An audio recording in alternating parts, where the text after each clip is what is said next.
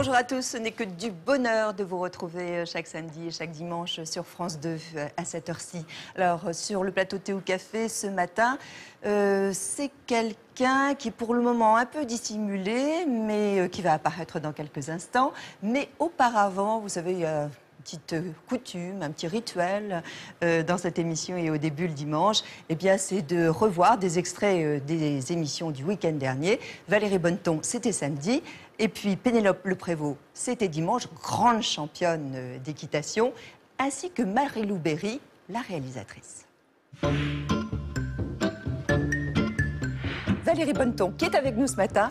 Bonjour Valérie. Bonjour. Votre sœur, elle dit que vous aviez un méchant caractère. Vous aviez du caractère, en tout cas. Oui, j'étais un peu tête de mule, j'étais un peu têtue. Mais alors par contre, c'est le défaut d'une qualité, c'est-à-dire que j'ai toujours eu un besoin d'honnêteté et de dire ce que je pensais. Donc j'ai toujours été un peu frontale. Et peut-être que il faut pas être comme ça. Peut-être qu'il faut être plus plus souple, comme plus ça. stratège. Quand j'étais petite, j'étais déjà comme ça. Je disais ce que je ressentais, je disais ce que je pensais, je m'affirmais. J'étais. Voilà. Vous vous sentez sexy? Bon, allez, en ce moment, oui. Parce que quoi? Parce que vous êtes amoureuse? Parce que... Oui. Ah. Je sentais. Donc, ouais. Préparez votre pâte dans une jatte plate et sans plus de discours. Allumez votre four. Qu'est-ce qu'il faut pas faire? Mais je vous le dis, moi, attention, ça rigole pas. Ouais. On s'amuse bien dans votre émission, j'aime bien. N'est-ce pas? Vous m'avez dit que vous étiez très enfantine. Ah non! Est-ce qu'on peut parler par exemple de Paul? De Paul? Ah oui, ça va. Paul est le fils de Marie Trintignant et voilà. François Cluzet. C'est un garçon que j'aime énormément. Quelqu'un de très sensible, qui ressemble à sa maman, que j'adorais. La sensibilité, la gentillesse, c'est quelqu'un de profondément bon. Ouais. Qu'est-ce que vous feriez si vous étiez un homme le temps d'une journée? Je ferais un concours de jet d'urine. Qu'est-ce que vous regardez en premier chez un homme? Je regarde surtout ses chaussures. Je trouve que les chaussures, ça tue. Ah bon? Ah ouais, je trouve que ça tue. Ça peut tuer une carrière même, ça peut tuer une vie. Les chaussures, je rigole. Jusque-là? Non, les chaussures, c'est très important. Ah ouais. Les chaussures pointues en lézard, c'est mort. Votre prénom et votre nom? Pénélope Le Prévost. Vous êtes la meilleure cavalière au classement mondial du top 10. Vous êtes 6e en ce moment, la seule cavalière en équipe de France. Et votre discipline, c'est le saut d'obstacle. En face de nous, là, actuellement, nous avons une championne. Non, mais soyez pas modeste. Vous l'êtes réellement. Moi, ça m'impressionne. Vous débutez en fait la compétition très, très jeune. Ouais, je crois que j'étais vraiment mordue dès le début. Moi, c'était mon truc. Qu'est-ce que vous avez fait, vous, de plus fou par amour pour un cheval? Mais je sais pas, je leur donne ma vie, c'est déjà bien, non? Mais est-ce qu'on peut parler en fait de sacerdoce? Alors, c'est sûr que c'est un peu intense, dirons-nous. J'ai deux vies. J'ai la vie à la maison du lundi au mercredi ou jeudi. Après, je prends l'avion, le train, la voiture et hop, je vais au concours. Ma vraie vie, ma fausse vie. Combien valent les chevaux que vous montez? Très cher. Il faut faire attention. Et très bon, quelle oui. somme? Donnez-nous C'est une idée. des millions. Plusieurs millions. Quel est le plus gros gain que vous ayez remporté? Je m'en fous de l'argent. Non, mais ça, tu crois pas. Non, mais le pire, c'est que si on me connaît, on sait que c'est vrai. Bonjour Marie-Lou. Vous qui avez fait du cheval, vous êtes surprise, étonnée quand même par ce parcours de championne de Pénélope? De toute façon, les parcours de sportifs, c'est toujours quelque chose d'étonnant. Je pense qu'il faut avoir une âme de gagnant, avoir envie de gagner, avoir une âme combative et voilà, c'est toujours impressionnant. Mais vous aussi, il faut aussi avoir envie de combattre parfois le milieu, parce que c'est un milieu un peu sexiste quand même, le milieu du cinéma, pour réaliser aussi quand même un premier long métrage. Oui, c'est vrai, oui. Oui, bien sûr. C'est jubilatoire d'avoir sa mère, évidemment, dans le casting. Ah bah oui, moi je trouve que franchement, s'il y a bien un avantage à être comédienne de mère en fille, c'est bien de pouvoir avoir cet emploi-là, c'est le meilleur du monde. C'était super drôle à faire, quoi, parce que c'est génial de pouvoir imager ses propres angoisses avec sa propre mère dans son propre film, c'est chouette. Qu'est-ce que vous avez déjà fait d'illégal? Fumer des pétards. Qu'est-ce que vous feriez si vous étiez un homme le temps d'une journée? Je pense que je me masturberais quand même, parce que j'aimerais bien savoir ce que ça fait. Puis j'irais dans un truc où il n'y a que des mecs pour parler comme des mecs avec des mecs. Et vous, est-ce que vous vous êtes posé la question? Bon, je ne vais pas la poser directement quand même à mon invité. En préambule, tout d'abord, je voudrais connaître votre profession. Éditrice. Votre situation familiale. Mariée. Votre obsession dans la vie. Des autres. votre devise, si vous en avez une. À l'heure actuelle, le pessimisme de la raison oblige à l'optimisme de la détermination. Et votre prénom et votre nom? Françoise Nissen. Bonjour Françoise Nissen, vous êtes la patronne des éditions Actes Sud à Arles. 8 millions de livres vendus rien qu'en 2015. 300 personnes travaillent pour cette maison Actes Sud. Nous nous étions rencontrés en 2001. Nous avions réalisé un thé au café chez vous. Il y a beaucoup de choses qui se sont passées durant cette période, des belles choses, des choses aussi tristes, des choses dramatiques. On évoquera bien sûr votre parcours tout au long de cette émission. Il y a une personne qui va venir nous rejoindre. Alors vraiment, je suis ravie. C'est une amie à vous. Oui. C'est une amie aussi un peu à nous, à nous tous. C'est Sabine Azéma, la comédienne. Elle est fortement amie avec vous et elle viendra nous rejoindre tout à l'heure. 14 février, Saint-Valentin. Alors, Françoise, adepte au réfractaire. À l'amour? Et à la Saint-Valentin? À l'amour. Adepte. Adepte. Ouais. De quelle manière, justement, vous vivez l'amour à votre âge? L'amour des autres, l'amour de ma famille. J'ai la chance d'avoir un merveilleux mari, pas toujours facile, mais merveilleux. Et des enfants, et des petits-enfants. Vous êtes d'origine belge, vous êtes né à Bruxelles. On connaît bien votre père qui a été fondateur, évidemment, de la maison d'édition d'Actes Sud, de Hubert Nissen. Mais alors, vous parlez un peu moins de votre mère. En tout cas, elle est toujours en vie. Elle a 91 ans, je crois. Elle vit à Bruxelles, justement. Mais qui est-elle, votre mère? Et pourtant, elle est extraordinaire. C'est une femme qui a toujours eu une curiosité dans la vie, qui dévore la vie, je dirais. Et pour vous dire, à 70 ans, alors qu'elle était aussi kinésithérapeute et qu'elle aimait, elle a accompagné les naissances des bébés de milliers de femmes. Donc elle a fait naître tous mes enfants d'ailleurs. Elle a présidé la naissance de Julie, mais aussi de Pauline et d'Antoine. Et à 70 ans, elle décide, pour lire Pouchkine dans le texte, d'apprendre le russe. Et elle parle couramment le russe. Ils se sont séparés, vos parents. Vous étiez adolescente. Oui, 13 ans. Ouais. Ça a été une déchirure pour vous? Pas du tout. C'est bien d'entendre ça.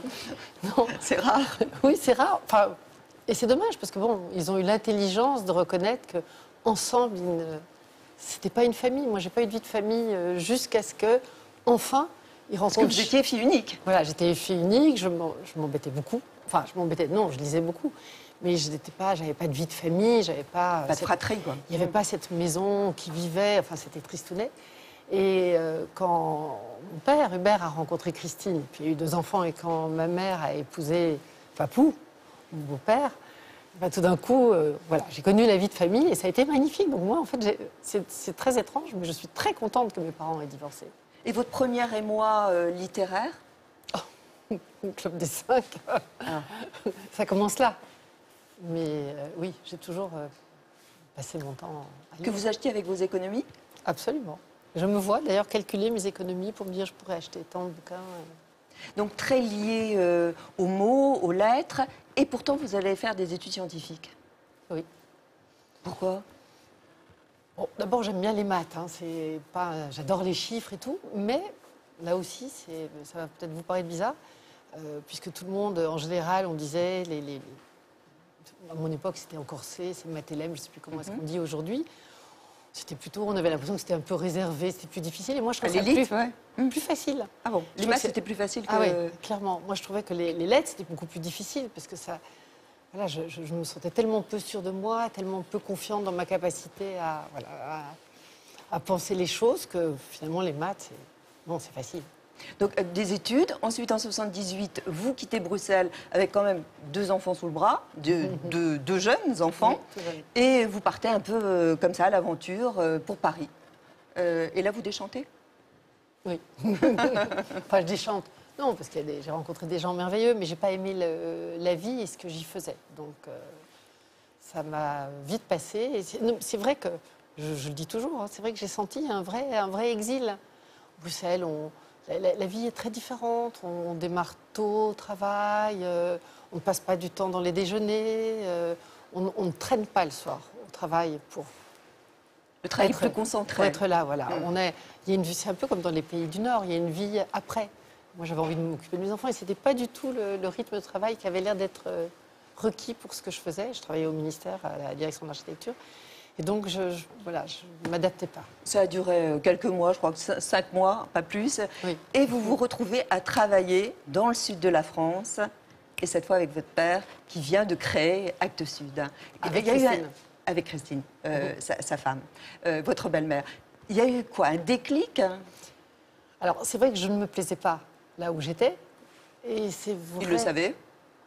Non, il se fait qu'il venait régulièrement à Paris, parce que vous savez que même quand on fait l'édition, à Arles, on est obligé de venir à Paris. Ça, on en parlera plus tard. J'aime beaucoup le mot « obligé ». Et il vient à la maison, enfin à l'appartement où on habitait, et il me dit, on va pas s'en sortir comme ça, Christine et moi, il faudrait qu'on embauche quelqu'un.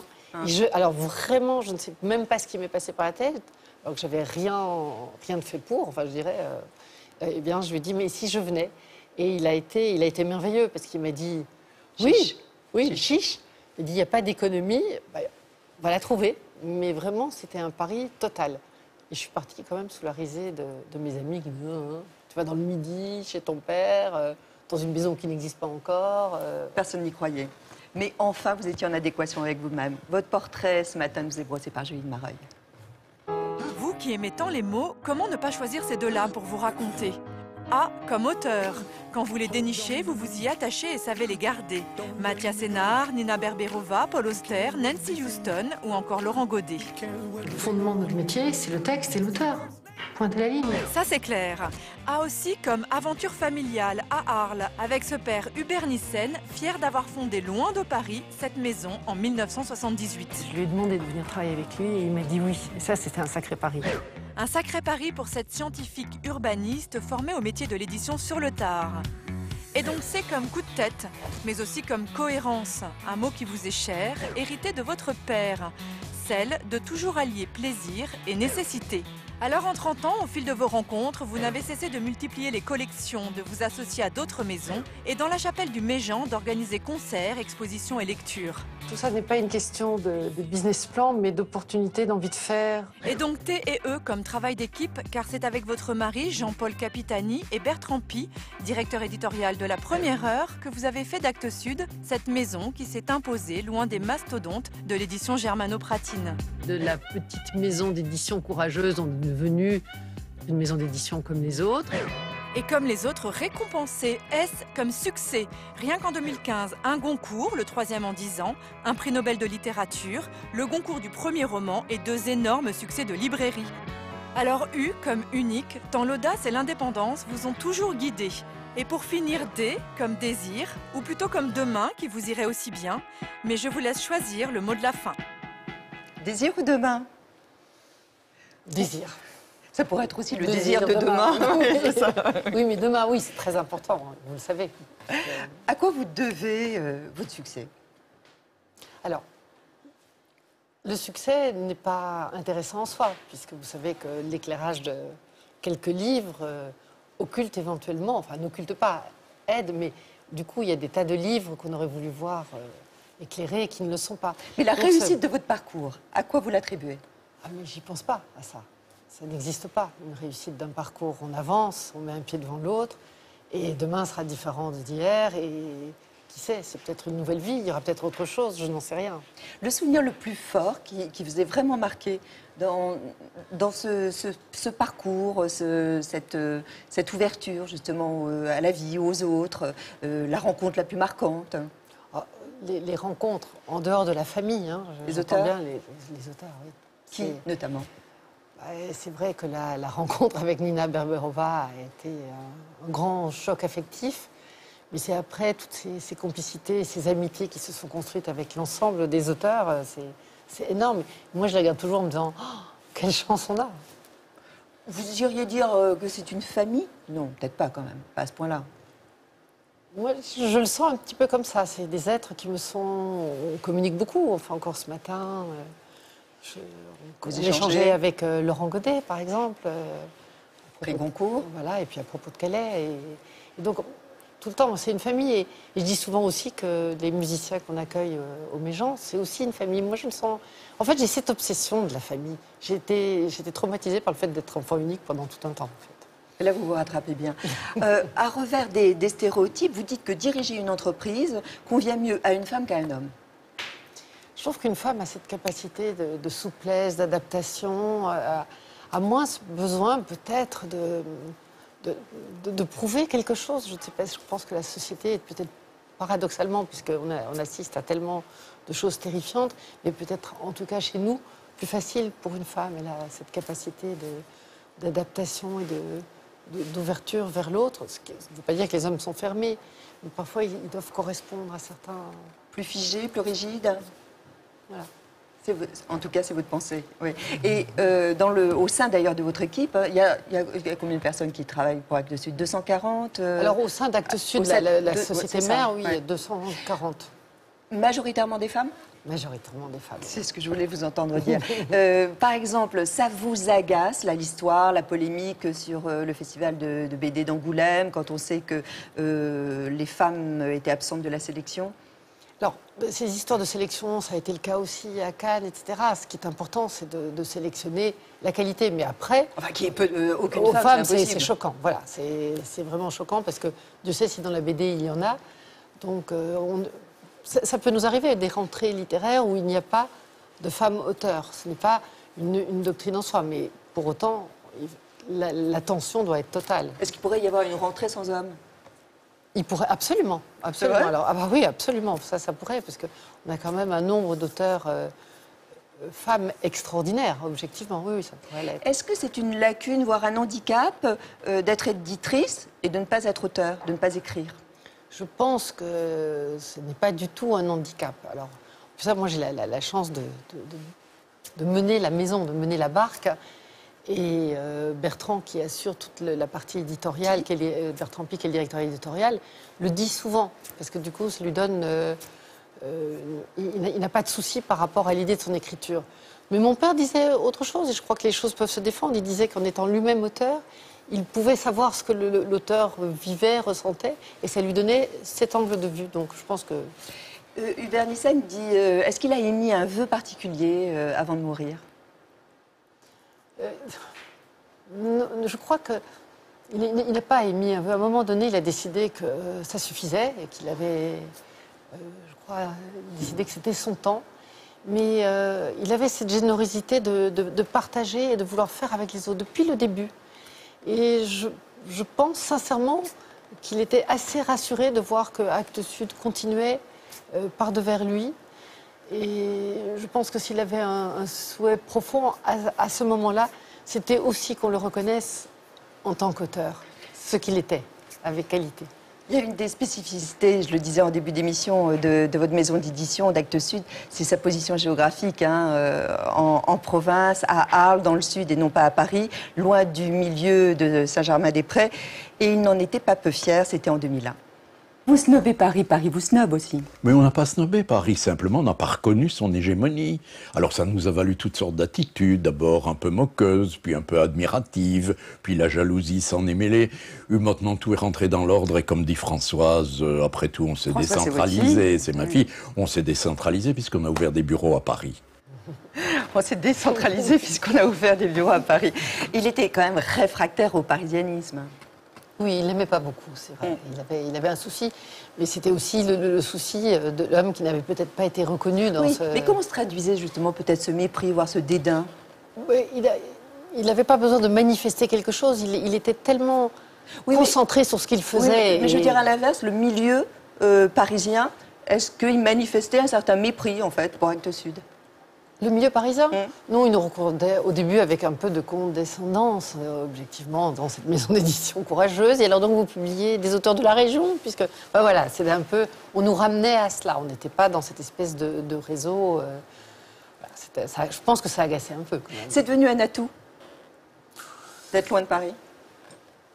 En tous les cas, la qualité du temps de travail à Arles, elle est formidable. Il y a la lumière, c'est pas mal. Il y a le Rhône, pas loin. Il y a le Rhône, tout ça, c'est parfait. Et maintenant, les distances, c'est plus du tout ce que ça a été au début. C'est vrai que le TGV, 2h30, le transport, la transmission des données, elle est instantanée. Quand on a commencé, il n'y avait même pas le fax. On n'avait encore que le téléx. Donc c'était plus difficile. Non, maintenant c'est formidable. Et au contraire, ça permet dans le train de travailler. Enfin, c'est très facile. Je ne comprends pas qu'il n'y ait pas plus de gens qui fassent la démarche. C'est incompréhensible. Est-ce que vous ne connaissez pas aujourd'hui le syndrome du poisson-lune? C'est-à-dire, je grossis, je grossis, je grossis? Non, parce que c'est pas une démarche en soi. C'est-à-dire que c'est plutôt une opportunité d'accueil. Et Dieu sait si ce terme-là, par les temps qui courent, est important. C'est-à-dire que chaque étape, par exemple la dernière, c'était l'acquisition de l'Arbre à lettres, la librairie de l'Arbre à lettres, rue du Faubourg Saint-Antoine. C'était important pour que la librairie puisse continuer. Et c'est souvent dans cet esprit-là que se sont faites les associations successives. C'est pas par besoin de devenir hégémonique? Non, du tout. Quelle est votre relation, je dis, vos rapports avec les grosses maisons d'édition parisiennes? Il est plutôt bon, j'ai plutôt des bonnes relations. Je dis toujours qu'on ne fait pas de l'édition. Enfin, ce que nous faisons, nous ne le faisons pas contre, on le fait avec. Et on a plutôt des relations respectueuses et souvent amicales d'ailleurs. Qu'est-ce qui a changé depuis que vous avez obtenu beaucoup de prix, notamment des Goncourt? Ah, il y a en tout cas une chose qui est certaine, c'est qu'on ne peut plus dire à nos auteurs, mais pourquoi vous restez à Actes Sud? Vous voyez bien que vous n'aurez jamais de prix. Ça, c'est pas vrai. Au contraire, puisque depuis Laurent Godet, donc ça fait en 11 ans, on en a eu 3 des Goncourt, par exemple. En 2015, pour la première fois, c'était depuis, je crois, 2009, le marché du livre donc a renoué avec la croissance. Comment vous l'expliquez? Je crois que c'est une... Bon, d'abord, les gens voyagent moins, donc ils restent. Et qu'est-ce qui fait le mieux voyager et enrichir l'esprit, c'est lire. La librairie, en plus de ça, les librairies en France, on a une chance inouïe parce qu'on a un réseau de libraires extraordinaire et exceptionnel. Et du coup, les libraires de qualité ont tenu la barre. Hein. Ce qui s'est effondré, c'est des librairies de chaîne, mais les bonnes librairies se sont maintenues. Et c'est des lieux de vie, c'est des lieux de rencontre. Je pense que ceci a joué. Il y a quand même de l'ironie à voir que Amazon, ce géant du commerce en ligne, ouvre aujourd'hui des bibliothèques aux États-Unis, des librairies aux États-Unis. Mais oui, parce que rien ne remplace le lieu, en fait. L'âme. Quand on va dans une librairie, on est à la rencontre des autres, à la rencontre des livres. C'est irremplaçable. Mais vous pensez donc que ça va se renverser, le phénomène? Ça, je n'en sais rien. J'espère que le pouvoir de l'argent et de la finance ne va pas écraser. Je suis toujours inquiète par rapport à ça. Quand je vois qu'on négocie là sur les taffetas et des choses comme ça, quand je vois que le lobbying justement de ce genre de grandes entreprises financières à Bruxelles attaque le droit d'auteur en essayant de l'affaiblir, je suis quand même soucieuse parce que on essaye de mettre... on est quand même dans une société où le pouvoir de l'argent et du marché a l'air de prédominer régulièrement. Alors, vous avez connu peut-être des périodes de doute quand même, parce qu'on va vous entendre, on se dit, c'est l'Éden, des découragements même, certainement, dans votre vie professionnelle. Voilà. Qu'est-ce qui vous donne le ressort d'y aller? Je ne sais pas. Moi, enfin, c'est en moi. Je crois que je suis profondément convaincue que le ressort, on l'a en soi. On ne va pas l'avoir des autres. Mais le fait d'être avec les autres est fondamental. J'étais l'autre jour à l'Institut Pasteur et assisté à un séminaire donné par le patron de la neurobiologie qui disait que la chose la plus importante pour le cerveau, c'était le rapport à l'autre. Parce que le cerveau, c'est une chambre d'écho de l'autre. Et ça, j'y crois fondamentalement. Mais pour autant, le ressort, on l'a en soi.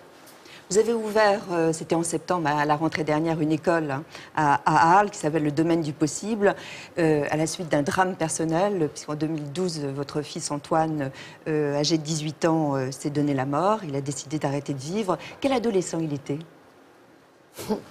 C'est sans doute un des êtres qui nous a le plus changé, puisqu'il nous interrogeait en permanence par son côté complètement illuminé, son espèce d'intelligence ultra sensible, sa difficulté aussi au quotidien, parce que il était toujours dans l'interrogation, dans le souci de tout, dans la quête et tout. Mais ça a été une aventure incroyable. Pas toujours facile, parce que c'est vrai que dans le monde où on est, dès qu'on a un enfant qui se manifeste de façon différente et un petit peu atypique, maintenant on en parle beaucoup plus de ces enfants, comment on pourrait dire, précoces à haut potentiel, on dirait. Et donc, on a plus de clés pour aborder ça. Mais à l'époque, parfois, on dit « Oh, il est capricieux, oh, il faut être autoritaire, et puis point à la ligne ». On n'acceptait pas l'idée de le regarder avec sa particularité. C'était pas facile. Vous ressentiez, vous, sa souffrance? Oui, tout le temps. Il est parti aux États-Unis? Oui, il a voulu. Il était très déterminé, Antoine, dès qu'il décide la preuve. Il a toujours fait ce qu'il avait décidé de faire. Et il a cru, il a eu entendu parler par une amie d'Ousmane Sow qui exposait chez nous, qu'aux États-Unis, il trouverait des écoles qui lui conviendraient mieux. Parce qu'il faut dire que notre école, qui essaye d'ingurger, de vous enfourner un savoir avec comme finalité une évaluation, ou une obsession en tous les cas de l'évaluation, pour un enfant qui n'est pas dans la norme, c'est très très très stressant. Et comme le stress amplifie la difficulté, c'est un cercle vicieux. Donc il est parti tout jeune, hein. Il a commencé, il venait à peine d'avoir 15 ans, et c'est lui qui a voulu, et il est parti aux États-Unis. Il a été déçu par cette école? Alors la première école, il a tellement donné, parce qu'il était parti quand même avec l'idée, en France, les médecins lui avaient dit qu'il ne pourrait jamais apprendre l'anglais, parce qu'il était dyslexique, et en 6 mois, il est devenu bilingue au point que quand il revenait en France, on lui disait « Oh, mais vous parlez bien français pour un Américain ». Il a été épuisé, c'était un peu difficile. Du coup, il a changé d'école. Et l'école, la dernière école où il a été, je crois, c'est paradoxal, extrêmement heureux. Extrêmement heureux. Il était adoré dans cette école. Une semaine avant encore, on avait eu un témoignage de son école disant « Mais qu'est-ce qu'on est heureux d'avoir Antoine » Il avait des responsabilités, il animait. Et vous comprenez son geste? Rising star, comme il le qualifiait. Peut-être qu'il était arrivé à se sortir d'un certain nombre de ses soucis, que peut-être l'idée qu'un jour il pourrait y retourner. Quelqu'un m'a dit, mais comment pourrais-tu imaginer, pour quelqu'un qui a toujours vécu un peu dans des fils barbelés, qu'au moment où il a trouvé comment s'en abstraire, pourquoi le regretter? Ou bien l'autre chose encore plus belle, qui aide, qui m'a dit est-ce que tu as déjà imaginé le petit prince avec un bedon et une barbe naissante? Il vous a laissé un mot?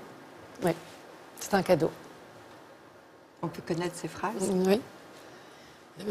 Où que je sois, où que je suis, ce qui m'importe, c'est que vous vous portez bien et que vous faites ce que vous aimez. Ce qui me rendra heureux, où que je suis, c'est que vous vous portez bien et que vous faites ce que vous aimez. Ce qu'on essaye. Ce qui vous a aussi donné avec votre mari l'envie, le désir, évidemment, de créer cette fameuse école. Donc, on s'est rendu à Arles. Vous allez nous présenter le lieu, la maison Actes Sud, le complexe, parce qu'il y a un cinéma, il y a un hammam. Enfin, c'est un lieu de vie, tout ça à Arles, en compagnie de Julie de Mareuil et de Didier Magnan. Bienvenue! C'est l'endroit où nous habitons, Jean-Paul et moi. Une maison d'édition, c'est aussi une maison. Nous avons plaisir à accueillir nos collaborateurs, les auteurs, les artistes. C'est vraiment une maison qui permet ça et c'est assez magnifique, je veux dire. Ça a toujours été une belle façon de vivre que d'être heureux dans le travail et de ne pas être dans cette espèce de séparation. D'un côté, on va au boulot, de l'autre côté, on vit. Et en plus de ça, le grand avantage, pour nous, c'est qu'on est juste à côté des éditions.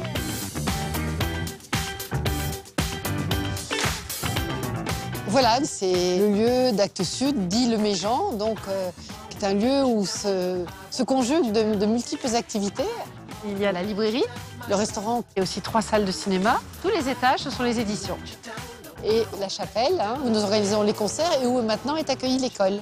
Alors moi, c'est mon bonheur d'arriver ici. J'aime la musique. J'ai l'impression que j'aurai un petit coup de mou, j'arrive ici et ça repart, quoi.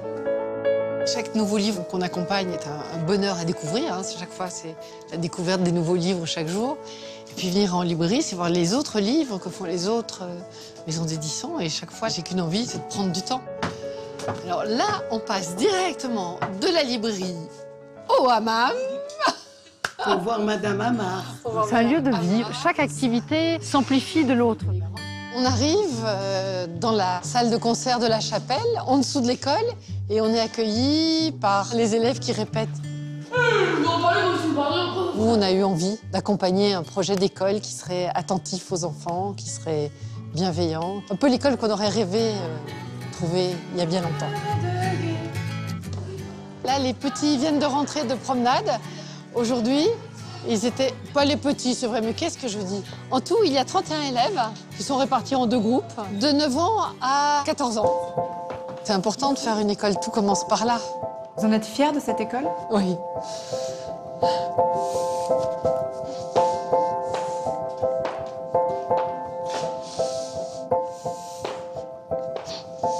Oui. Pourquoi? Parce que c'est merveilleux de voir la joie des enfants à l'école. Bien sûr, il y a une cour de récréation qui, en fait, est la terrasse des éditions. Tout le monde est heureux dans cette école? Je définis souvent mon activité comme celle d'une surfileuse, d'une rouleuse. Faire en sorte que les pièces fonctionnent ensemble. Et je ne la gère pas, l'entreprise. Elle existe, elle vit. Si je voulais être un peu... rejoindre mon rêve d'enfance, je dirais que je suis un peu un chef d'orchestre. Ça, c'est le petit coin d'Antoine, un petit hôtel, on va dire. Une photo avec son filleul, Victor, qui est le fils de ma fille, et qu'il adorait. Là, on avait fait une exposition de tous ses dessins. Voilà, Antoine est avec nous, profondément. Il nous donne une bonne énergie. Ouais, vraiment. Ça, on le sent. Arles, c'est la ville où je suis venue m'enraciner. Pour moi, c'est une ville, quelque part, bienveillante, qui m'a accueillie, où j'ai pu construire une vie merveilleuse, avec plein de bonheur, avec des grands malheurs aussi. Et c'est ici que j'ai envie de continuer. Et je reviendrai avec cette notion qui est au centre de ce que je ressens. C'est un lieu de vie, c'est un lieu de ma vie. Françoise, est-ce qu'on peut parler d'école élitiste? Non, enfin, ou pour tous. Une école parallèle? Non, c'est une école, d'abord, par rapport à élitiste, on entend, est-ce que ce serait réservé à une classe de bobos favorisés? Pas du tout, non? Pas du tout. Le coût de la scolarité? Le coût de scolarité, en moyenne, c'est 4 000 € par an, avec tout frais compris. Ils arrivent le matin à 8h30, ils repartent le soir à 6h, et tout est compris. Et on a un fonds de dotation, parce que pendant 5 ans, on ne peut pas avoir d'argent public. Et le fonds de dotation aide des familles. Donc en fonction des revenus, ils payent en fonction des revenus. Non, c'est vraiment pas très cher par rapport à ce qui se fait dans le privé. Et on y tient. Et effectivement, l'école est locale. Les enfants qui sont des enfants de la région. Il y a quelques familles qui ont déménagé pour venir profiter de cette école-là, enfin de cette réflexion-là, je veux dire, de cette école qui est en train de se faire. Mais c'est pas du tout un milieu réservé, du tout, du tout, du tout. On y tient vraiment. 31 élèves pour le moment. Vous espérez évidemment avoir plusieurs classes dès l'année dans le futur et dès l'année prochaine. Mais quelle faille, en fait, à travers cette école expérimentale, vous dénoncez du système éducatif? Alors, merci pour cette question, parce qu'on n'essaye pas de dénoncer, on essaye de faire. Ça, c'est vraiment une philosophie de base chez nous. C'est-à-dire, c'est comme pour l'édition, on ne fait pas de l'édition contre, on ne fait pas une école contre, mais on essaie de faire une école avec ses convictions. Alors, c'est vrai qu'on a vu aussi les problématiques que pouvait poser l'école dans sa façon d'envisager l'accompagnement de l'enfant. Sincèrement, en France, être à ce point tétanisé sur des programmes complètement saucissonnés et avec des évaluations pas permanentes, justement, avec des évaluations comme le baccalauréat, comme le brevet, on ne sait même pas à quoi ça sert, qui sont complètement stressantes. Enfin, le baccalauréat, c'est quand même juste hallucinant. Ça doit être un des derniers pays au monde où une chose pareille existe. Donc vous êtes contre les examens? Je suis contre l'idée de l'évaluation. C'est-à-dire que l'enfant, il fait l'école pourquoi? Il ne fait pas l'école pour être jugé par l'autre. Il fait l'école pour devenir un adulte responsable, autonome et dans le désir et heureux de vivre. Et pour acquérir de la connaissance. Et pour acquérir de la connaissance. Et cette école était extrêmement exigeante. Si vous voyez les cahiers, si vous voyez ce qu'il leur est demandé. Mais ce n'est pas obligé de le faire dans cette pauvreté d'approche-là qu'on connaît en général. Vous dites éduquer sans blesser. Voilà, exactement. Est-ce que vous êtes choqué par le toilettage, la pseudo-réforme de l'orthographe? Je ne comprends rien à ces polémiques parce qu'elles ont un vernis politique et d'attaque de... Je suis sûre et certaine qu'au ministère, il y a des gens qui ont envie de changer les choses. Il y a un appareil qui est très très rigide, avec des structures, des inspections, des syndicats, des peurs. Je crois que beaucoup de gens ont peur en fait en France. Les gens sont tétanisés. Il y a quelque chose qui les empêche tout d'un coup d'aller de l'avant et de regarder l'autre plutôt que de se regarder soi dans ses acquis. Vous connaissez tous vos auteurs personnellement? Non, non. D'abord, on en traduit beaucoup. Et donc, il y en a qu'on n'a même jamais vu en France. Mais c'est vrai que j'ai toujours plaisir, intérêt, curiosité, et j'aime bien prendre le temps de les rencontrer. Quand Richard Flanagan, qui est un nouvel auteur qui est australien, qui vient d'être publié chez nous, est venu en France, eh bien, nous avons dîné ensemble et c'était un grand moment de rencontre. Il y a notamment 2 personnes qui vous connaissent bien, c'est Nancy Houston. Nancy Houston est une amie, vous avez une jolie relation avec elle. Elle a eu le Féminin, hein, c'était en 2006. Elle sort d'ailleurs un nouveau roman en avril, on l'attend. Extraordinairement courageuse, c'est une grande dame. Hein. Une grande dame. Vous les lisez tous, les livres? Bien sûr. Et de tous les auteurs? Ah non, pas de tout le monde. C'est impossible. Et Laurent Godet, lui, premier Goncourt, évidemment, chez Actes Sud, c'était en 2004. Et tous les deux, Françoise, ils ont croisé leur regard sur vous.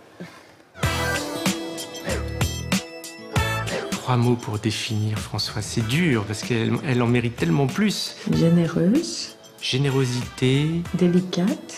Énergie. Pleine d'énergie. J'aimerais bien la décrire en disant que c'est une femme d'action. C'est une femme de pouvoir, d'une certaine façon.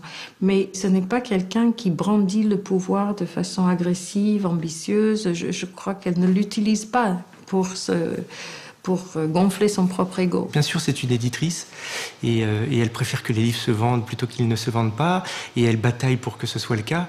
Mais en même temps, il y a aussi souvent des fois où elle rappelle par un geste, par un petit mot, que la vie n'est pas tout entière là-dedans. Par exemple, le cours de yoga, c'est important pour elle. C'est pas un détail, c'est une vraie nourriture de l'esprit.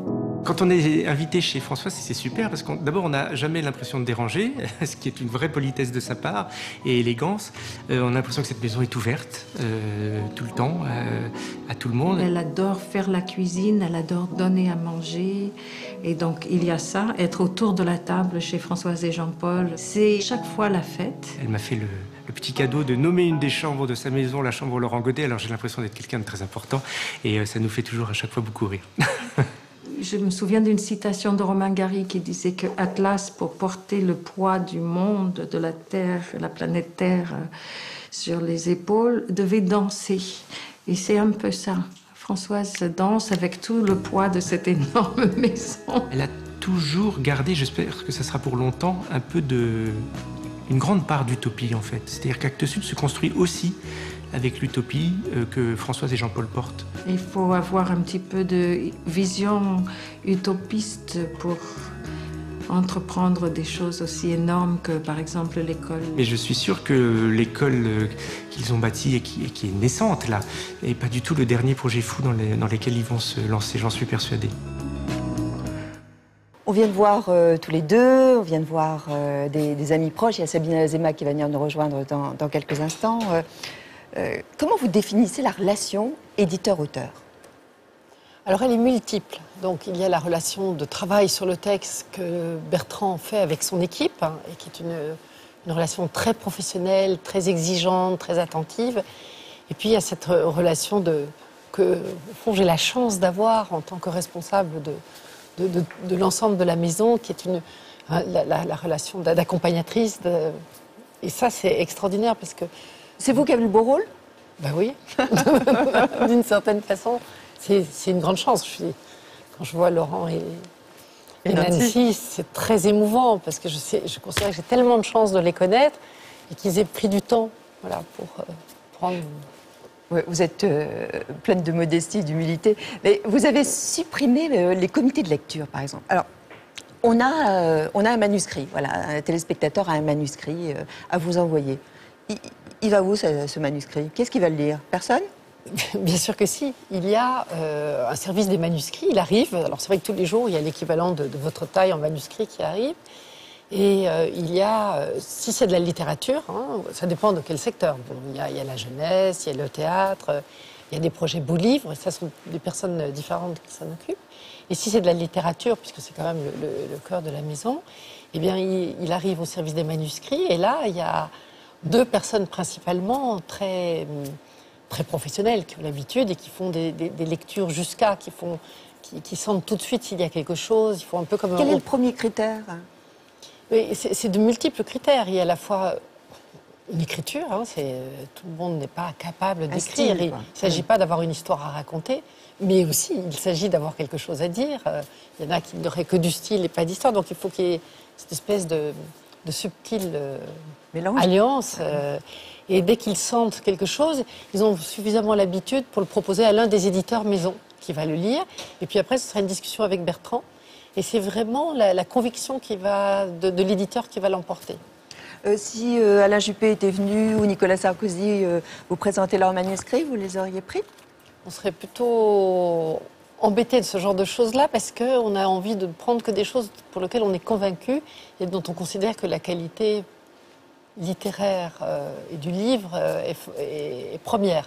Donc on n'est pas très heureux quand on a des textes qui arrivent de personnes connues ou un peu trop sur le devant de la scène. Est-ce que vous ne pensez pas qu'il y a trop de confessions aujourd'hui? De livres qui sont... oui, parce que ce ne sont pas des vrais livres. Enfin, c'est vrai que ça, c'est une chose qui nous importe. Et c'est pour ça qu'on a tellement de plaisir et d'attention à accompagner des auteurs. Regardez nos 3 Goncourt, que ce soit Godet, que ce soit Ferrari ou que ce soit Hénard, sont des auteurs qui nous ont confié, qu'on accompagne depuis le début. Et ça, c'est vraiment important. On va recevoir Sabine Azéma, une très belle actrice, une grande amie à vous. Vous vous connaissez depuis longtemps. Une amitié qui dure bientôt 30 ans, c'est ça? Bonjour Sabine, ça fait plaisir de vous voir. Oh oui, je suis contente d'être là pour l'accompagner. Oui. Comment vous êtes rencontrées toutes les deux? J'ai commencé par rencontrer son père, Hubert, le fameux Hubert Nissen, et qui avait une si grande personnalité. Par Robert Doisneau? Alors, j'étais invitée à Arles, justement, cette ville merveilleuse. J'étais invitée à Arles et je devais faire choisir des photos et en faire un petit film et les présenter au théâtre d'Arles. Voilà, c'était un moment, très important dans ma vie et très joyeux. Et là, Robert Doisneau m'accompagnait et nous avons été invités par Hubert Nissen. Voilà, et il nous a invités dans sa maison à la campagne et il avait organisé un déjeuner. Tu étais là et il était heureux de dire toujours, voilà, j'organise le dimanche à la campagne de Sabine, parce que j'ai fait ce film qui s'appelle Le dimanche à la campagne avec Bertrand Tavernier. Voilà, ça a commencé comme ça. Qu'est-ce qui est le plus marquant dans votre relation à toutes les deux? Alors? Ton sourire? Et le tien? Non, ça fait du bien. On est ensemble, ça fait du bien. Moi, quand je suis près d'elle, je trouve que la vie est romanesque et gaie. Elle essaye toujours de faire que tout soit beau, gai, qu'on soit heureux. Et c'est magnifique, parce qu'elle a connu une tragédie. Eh bien, elle essaye toujours de nous emmener vers le beau, vers le bonheur, voilà, et ça, je l'admire, mais alors pour ça, d'une façon incroyable. Le courage qu'elle a. Tu fais pareil? Il faut. Vous vous ressemblez en définitive? Pour certaines choses, mais alors, pour d'autres, c'est absolument l'opposé. Et sur quoi? Alors, elle a une vigueur, elle est toujours en train d'agir, toujours en train de faire quelque chose, mais toujours. Je ne l'ai jamais vue dans un transat, en train de rêver, comme ça, en regardant les oiseaux passer. Je ne sais pas si c'était arrivé une seule fois. Moi, c'est ma passion. Ma passion. Contemplative. Ah oui, oui. Je peux agir aussi par moments, mais j'aime beaucoup ça et je suis plus sauvage qu'elle. Françoise, elle fait des choix éditoriaux, très engagés. Vous vous sentez aussi une actrice engagée? Oh, je suis... Comment dire? Non, je suis un animal sauvage, moi. Je suis dans aucun groupe. Je ne peux pas être dans un groupe. Mais vous êtes rebelle tout de même. En étant comme ça, je le suis un petit peu. Oui, oui. Je râle souvent pour beaucoup de choses. Quand j'ouvre les journaux, quand je regarde la télévision, quand je regarde ce qui se passe. Qu'est-ce qui vous fait râler, là, actuellement? Tant de choses. Ben, alors si on commence, mais enfin, ce qui vraiment, je sais pas, on ouvre la télévision en ce moment, c'est plus que râler, c'est un drame quotidien. C'est peut-être anecdotique, mais là on voit Suzanne Sarandon, elle avait un décolleté au Warts, donc on a dit à son âge, c'est invraisemblable d'avoir un décolleté pareil. Le cinéma, est-ce qu'il n'est pas terriblement machiste? C'est pas seulement le cinéma, c'est partout. Vous savez, nous, femmes, mais tout le temps on nous demande notre âge. Et quel âge, et c'était en quelle année. Les gens ont un rapport avec le temps qui est pour moi invraisemblable. Moi, je ne suis pas là-dedans, je ne sais même pas l'âge que j'ai, si vous voulez, à 2 ans près, c'est vrai. Et je trouve ça effrayant. Et alors, si elle a envie d'être en décolleté, c'est merveilleux, c'est tout. Ces jugements perpétuels, c'est fatigant. Quel est le film, Françoise, qui vous a le plus marqué? Avec Sabine? Quand même, beaucoup de raisons, on connaît la chanson. Et donc, on connaît la chanson, quand je pense à elle, je pense à Résiste. Voilà. Ouais, toujours. Je lui fais de temps en temps. Résiste. Il y a aussi cet extrait avec vous. Tu es comme le vent qui fait chanter le violon et emporte au loin le parfum des roses. Caramel, bonbons et chocolat. Par moments, je ne te comprends pas. Merci pas pour moi, mais tu peux bien les offrir à une autre qui aime le vent et le parfum des roses. Moi, les mots tendres enrobés de douceur se posent sur ma bouche, mais jamais sur mon cœur. Une parole encore. Parole, parole, parole. C'était le film préféré aussi d'Antoine? C'était son film préféré. Ouais. Il connaissait tous les films d'Alain Resnais? Ah, il aimait le cinéma. Il aimait le cinéma d'Alain Resnais. Et moi, quand j'allais à Arles, j'étais heureuse d'avoir des moments privilégiés avec lui, parce que c'était un être particulier, difficile à cerner, mais je me sentais bien avec lui, j'aimais bien me balader avec lui, déjeuner avec lui, l'emmener. Il me faisait des confidences, et puis surtout, il avait de l'avenir avec moi. C'est-à-dire que comme le cinéma l'intéressait, comme les arts l'intéressaient, comme moi j'aime le dessin, la peinture, donc pour moi c'était un artiste, un tout jeune artiste qui était en train de pousser. Et quand on est artiste soi-même, on a envie de tendre la main pour dire voilà le chemin. Voilà. À l'âge de 7-8 ans, il parlait déjà des mots et de ses lectures. J'ai plein de livres et je les lis jamais. Juste regarder les images. Je lis un peu quand je sais des mots que je connais. Quand je ne sais pas de mots que je connais, je ne lis pas. Et quel est le mot que tu préfères? Muté, dolnade. Et voilà, je sais pas trop. Faut que je regarde dans un livre pour savoir. C'est adorable, c'est adorable. En tant qu'amie, Sabine, comment on s'y prend? Quel comportement on a avec sa propre amie? Ah oui, quand ça arrive, ouais. C'est terrible. C'est terrible parce que je suis quelqu'un pas forcément courageux. Et donc, il faut faire un effort. Au moment où ça arrive, on se dit, mais je pourrais jamais... Trouver les mots. Trouver les mots.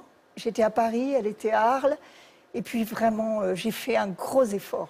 Et j'ai dit, c'est pas possible, c'est pas possible.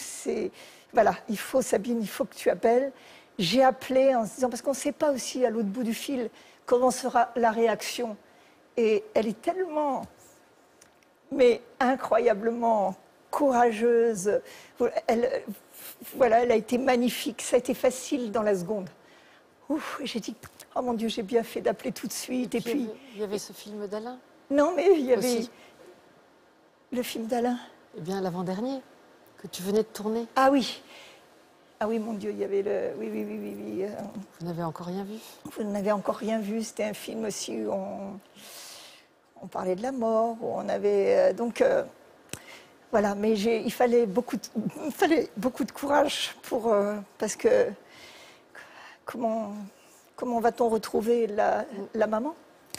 Dans quel état? Et forcément, c'est chagrin intérieur, on ne peut pas consoler. On ne peut pas consoler. Jamais. Donc il ne faut pas essayer de dire, mais tu sais, un jour peut-être. Il n'y a rien à dire. Simplement accompagner. Et puis, chacun a son destin plus ou moins court. Il a un magnifique destin. Il a eu des parents merveilleux, attentifs, qui ont tout fait pour lui. J'admire Jean-Paul. Ce sont des personnes merveilleuses. Et en plus, qui nous donnent un bonheur extrême quand nous sommes avec eux. Sabine, en septembre dernier, il y a Pierre Arditi qui demandait pardon, qui vous demandait pardon de vous avoir délaissé. Vous lui en avez tenu rigueur? Un petit peu. Si je veux être franche. Oui, vous êtes franche en général. Je vais dire beaucoup parce que, comment dire, moi je l'adore. J'adore mes deux compères, c'était André et le brun et le blond. Dussolier et Arditi. On a fait tellement de films ensemble avec Alain Resnais. Alain Resnais disait, ce sont mes pères. Arditi, c'est mon père. Il est l'âge et tout. Et puis on a vécu des moments tellement extraordinaires dans ce métier. C'était magnifique. Et je lui ai dit un jour, j'ai pris rendez-vous, je lui ai dit, tu sais Pierre, il faut qu'on se voit. Un jour, on ne sera plus là, justement. On ne sera plus là. Et ça sera trop tard, il ne faudra pas venir à l'enterrement, pleurer. Non, non. Et il m'a dit, oh, si on s'aime, c'est pour la vie. Eh bien non. Je lui ai dit, mais si ta femme, tu aimes ta femme, si tu me dis, on va se voir tous les 4 ans, l'amitié c'est pareil. Et vous êtes revus depuis ? Ça se cultive. Hein ? Vous êtes revus depuis ? Non. Ah non, non, non. Il me fait des déclarations à la télévision, mais j'attends. Parce que... je suis très fâchée et en même temps, il a tellement de charme que je sais très bien qu'avec cette belle voix, s'il fait « Allô Sabine », je vais craquer. Je craque toujours. Non, mais vous savez, on a toujours du chagrin avec les gens qu'on adore. Autrement, je m'en ficherais. Je m'en ficherais. Voilà. Mais on se demande toujours aussi pourquoi ils viennent pas. Peut-être qu'ils ont... Une appréhension ? Non. Puis ils n'ont pas tellement envie. Mais en tout cas, moi, ma vie, elle n'existe pas sans Pierre, sans André, sans Françoise, sans Jean-Paul, sans cette famille merveilleuse. On ne peut pas raconter ma vie sans Douaneau, sans René. On ne peut pas la raconter. Et Arditi, on ne peut pas raconter ma vie sans lui. Mais je ne sais pas si lui peut dire la même chose. Non, je suis fâchée, je suis très fâchée qu'il le sache. Même s'il me fait des déclarations d'amitié, ça ne suffit pas, c'est virtuel pour moi. Vous avez repris évidemment le chemin. Vous croyez qu'il sera fâché complètement maintenant? Non, au contraire. Totalement. Non, je pense que... C'est une petite perche peut-être, pour qu'il prenne le téléphone. Grande perche. On va voir. Oui. Vous nous direz? Oui. On vous verra en juillet dans un film de Jérôme Commandeur. Ah oui, il paraît que ça passe en juillet. Exactement. Donc ça y est, vous repartez sur des tournages. Ah, c'est pas que je repars, je suis repartie tout de suite. J'ai eu la chance avec déjà Andrzej Zulawski, Jérôme Commandeur, puis là il y en a encore Daniel Thompson, et puis d'autres qui arrivent. Je crois que c'était après ce qui est arrivé. Voilà, on a envie d'être avec les autres, on a envie de travailler dans ce métier qui me passionne, ça fait voyager. Et oui, besoin de bouger. Il ne faut pas trop penser, il ne faut pas trop ruminer, il faut aller vers les autres surtout. Et les autres ont été vraiment, en dehors d'Arditi, extrêmement affectueux. Non, mais j'ai la... j'ai la rancune tenace. Mais j'ai des amis merveilleux. Quand je vais chez François Jean-Paul, la maison ouverte, je suis chez moi. C'est merveilleux. Sabine et François, je voudrais que toutes les trois, nous allions au dos à dos. Alors, on va trois. Oui. Je m'étais dit chouette. Moi aussi, je m'étais dit chouette. Mais aujourd'hui, ça ne sera pas moi. Ce sera chacune votre tour. Oh, moi aussi, si ça ne me plaît pas, tu la prendras. La Sabine, on Allez, commence. viens. Alors, quel personnage historique vous aimeriez être réincarné? J'aimerais être une grande actrice, comme Sarah Bernard, si Amit. vous voulez. Marie Curie? Vous avez un tête-à-tête avec François Hollande. Quelle question vous lui posez? Mais pourquoi est-ce que vous n'êtes pas plus vous-même, hein? Quel métier vous n'auriez pas pu exercer? Dentiste. Comptable. Le luxe dont vous ne pourriez pas vous passer? Une baignoire. C'est drôle parce que la douche est très importante. Oui, la douche. Et si vous étiez un homme le temps d'une journée, qu'est-ce que vous feriez? L'amour. Est-ce que vous payez l'ISF? Oui. Non. À qui vous refuseriez de serrer la main? À tous ceux qui refusent d'accueillir. Le livre que vous auriez aimé écrire? L'oratorio de Noël de Johan Tunstrom. Et le film que vous auriez aimé tourner? Certains l'aiment chaud.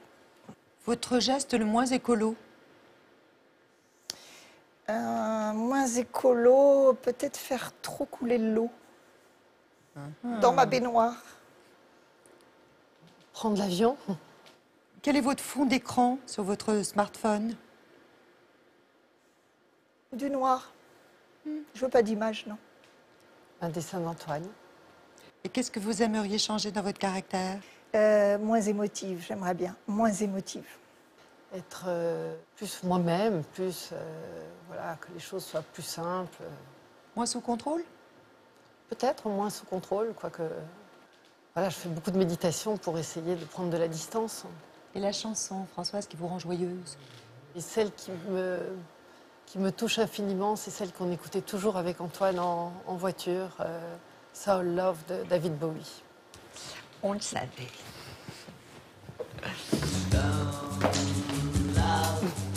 She kneels before the grave of rain, son, who gave his life to save us. Slogan that hovers between the headstone and her eyes. Tu le vois en voiture, décapoté?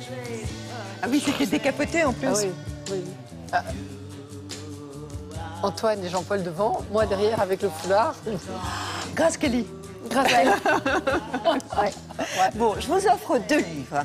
Alors, il y en a un d'Actes Sud.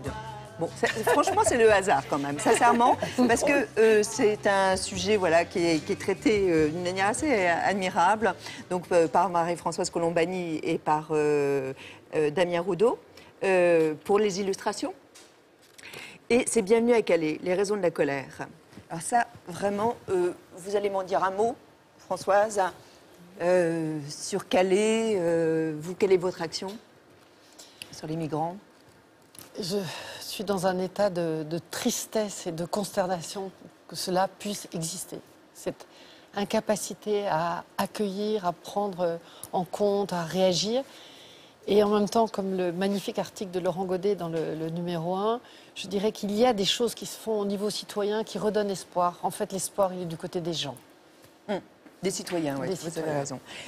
Françoise, alors là c'est un petit clin d'œil, l'art de ne pas être grand-mère. C'est chez Kalman Levy, c'est Agathe Nathanson qui exprime son expérience, sa nouvelle expérience de grand-mère. C'est très drôle. Franchement, bon, voilà, elle s'y attendait pas, elle devient grand-mère, et puis bon, bah, elle se prend au jeu, quoi. Vous en avez combien de petits-enfants? 9. Ah ouais. Mais j'aimerais mieux être beaucoup plus grand-mère que je ne le suis. Oh bon, déjà, c'est pas mal, hein. Non, mais grand-mère dans le temps. Ah bon, d'accord. Le temps accordé aux petits-enfants. Et non pas dans le nombre, d'accord. Ah oui, mais dans le nombre, j'espère qu'il y en aura plus.